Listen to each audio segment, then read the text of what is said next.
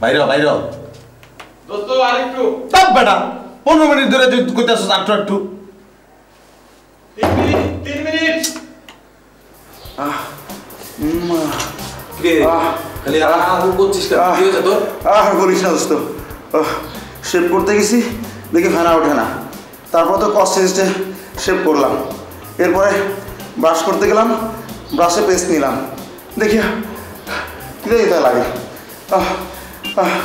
তারপরে ব্রাশ করলাম কিছুক্ষণ পরে দেখি তিতা তিতা লাগে তারপর কিছুক্ষণ পরে দেখি দোস্ত পুরা মুখ পুড়ে যাচ্ছে দোস্ত কেন আরে বলিস না দোস্ত কলকাতা তাড়াহুড়া করতে গিয়ে একবার শেভ করেছি পেস্ট দিয়ে আর ব্রাশ করেছি মিডিয়াম দিয়ে দোস্ত ঘরে চিনি দিবি না দোস্ত একটু চিনি না আমাদের বাচ্চা দোস্ত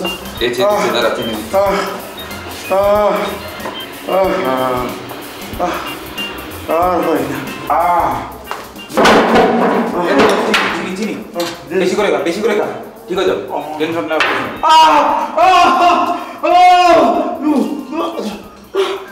কি হয়েছে তোর ওই শালা কানা এটা কি নিয়েছিস এটা কি চিনি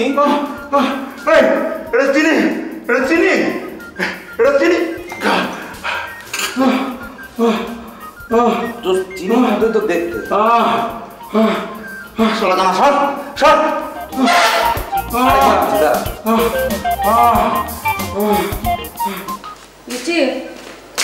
আমি বাইরে যাচ্ছি। হ্যাঁ আপু, তুমি না একটু আগে বাইরে থেকে এলে? তো কি হয়েছে? একটু আগে বাইরে থেকে আসলে কি বাইরে যাওয়া যায় না? যায়। তাহলে ঠিক আছে, বাইরে যাচ্ছ যাও, কিন্তু কোথায় যাবে? কেন কোথায় যাবো সেটা দিয়ে তোর দরকার কি? আমার আর দরকার কি? ঠিক আছে, বাইরে যাচ্ছ যাও, কিন্তু বেশি দেরি করো না। কেন দেরি হলে কি হবে? আজকাল কত রকমের অসুবিধা হতে পারে। তুই কিন্তু এদিন খুব বেশি কথা বলিস, অসহ্য। এই হাঁচি দিলি কেন? বাইরে হাঁচি আসলে হাঁচি দেবো না? তুই এত কিছু জানিস বুঝিস আর এটা জানিস না একজন বাইরে যাওয়ার সময় যদি আরেকজন হাঁচি দেয় তাহলে তোর অমঙ্গল হতে পারে? আমি তো জানি, কিন্তু হাঁচি তো আর জানে না। অনেকবার হাঁচি দিলে তোর নাক মুখ সেলাই করি।